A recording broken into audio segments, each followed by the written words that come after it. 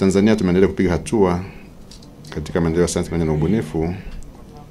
Kwanza kabisa, zaidi ya fedha za Tanzania bilioni 25.7 zimewekezwa katika utafiti, ubunifu na maendeleo ya teknolojia kupitia Tume ya Taifa ya Sayansi na Teknolojia COSTECH.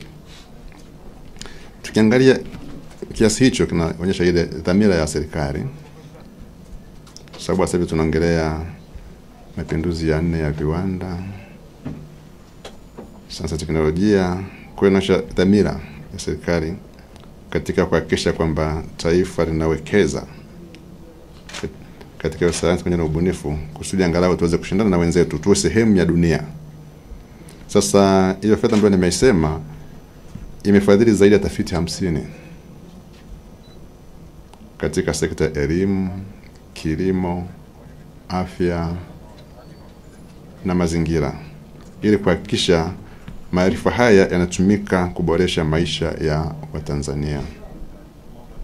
Kwa katika nyanja mbalimbali utakuta kuna utafiti umefadhiliwa, umetekelezwa au unaendelea kutekelezwa ili kusudi kujibu changamoto za kwenye jamii yetu.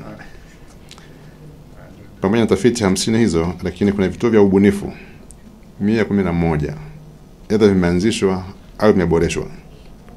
Kwa sababu ndugu waandishi, mtakumbuka sasa hivi ni mwaka wa 8 tunafanya yale makesatu. Makesatu ni mashindano ya kitaifa ya sayansi, teknolojia na ubunifu.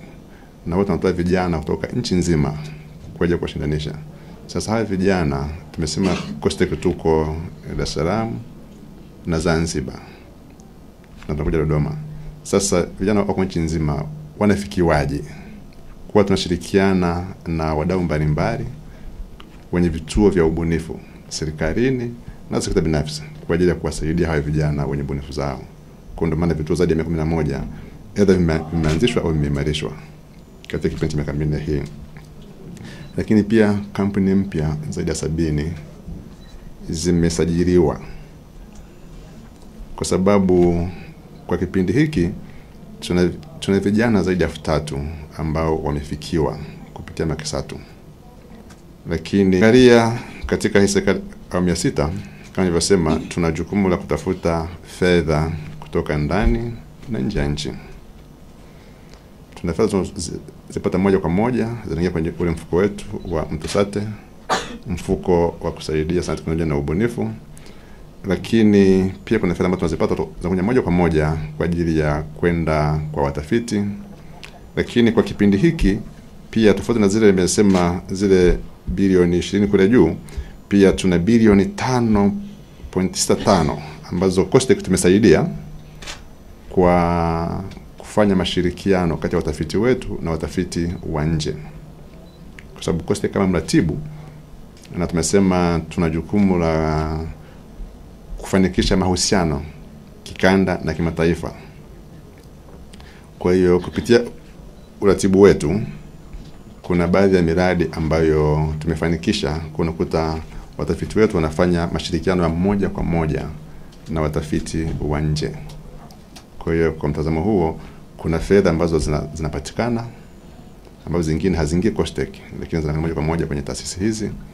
Lakini pia watafiti wetu wanapata fursa ya kupata kutumia vifaa vya wenzetu, sababu sisi kama taifa tuna vipaumbele vingi. Inawezekana hatuwezi kununua kila kifaa, lakini kupitia mashirikiano haya kwa watafiti wetu pia wanafanya kazi kutumia vifaa ambavyo ni vya dunia ya leo. Kwa hiyo ule utaalamu wao unaimarika zaidi. Lakini pia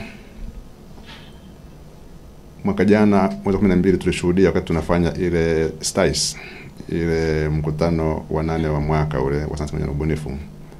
Pale tulizindua fedha kwa ajili ya utafiti wa mabadiliko ya tabia nchi, fedha za Tanzania bilioni 6.3. Kwa mafanikio ndani ya miaka 4 hii. Kwa hiyo kwa mara ya kwanza nguvu zimewekwa kwenye kutafiti masuala ya mabadiliko ya tabia nchi. Kwa fedha bilioni 6.3 zilitengwa siku na kutamkwa 6.3, lakini niseme kwamba zile zilikuwa za wakati ule na zimeshatolewa, lakini kwa ujumla mpaka sasa hivi ni takriban shilingi bilioni 10. 6 zimetoka, takriban 4 zitatoka muda mrefu kwa ajili ya masuala ya mabadiliko ya tabia nchi, utafiti tu. Kwa sababu ukiangalia tabia nchi ni mtambuka. Nisha kutoa mfano kwa maana ya kwamba tabia nchi pia inagusa afya.